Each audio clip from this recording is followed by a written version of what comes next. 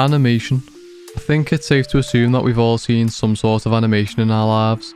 From classical hand-drawn animation to motion graphics, animation can come in many different forms, but what are the main forms of animation and how do they differ from one another? Welcome to the series that intends to answer these questions so you too can understand the many forms of animation.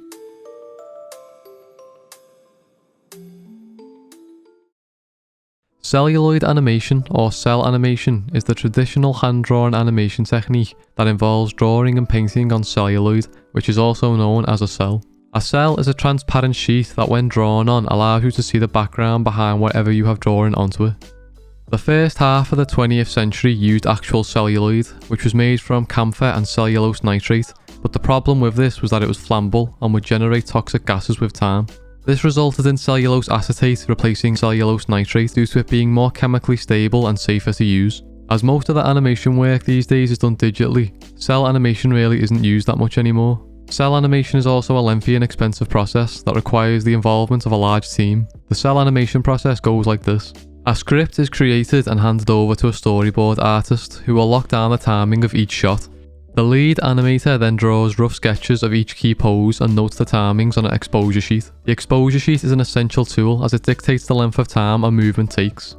After the key poses are sketched out and the exposure sheet is completed, the junior animators will draw the in-betweens to smooth the movement out between poses. Once all movements in the shot have been approved, the sketches are passed on to an inker. The job of an inker is to transfer the line work to a cell using black ink. Once the ink is dry, the cell is passed on to a colorist who colors in the line work using cell paint. Cell paint is very opaque and is formulated to work well on acetate, as acrylic paint tends to bead up when used on acetate. The paint is also applied to the opposite side of the black ink to avoid brush strokes.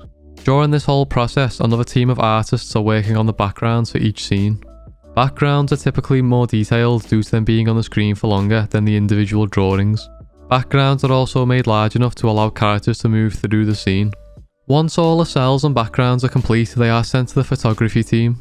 The job of the photography team is to layer the drawings according to the exposure sheet and to then take a picture of each layered frame.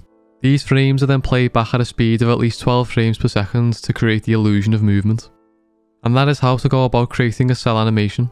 As stated before, cell animation isn't really used anymore, and the last Disney film that used 100% cell animation was Oliver & Company in 1988. The Little Mermaid, which was Disney's next film, used the Computer Animation Production System, or CAPS for short, to lower the animation cost without compromising on quality, as CAPS allowed artists to digitally load sketches and do the inking and colouring on a computer. And that's pretty much it for celluloid animation. In the next episode we will be looking at 3D animation. We hope you enjoyed this episode and we hope to see you in the next one.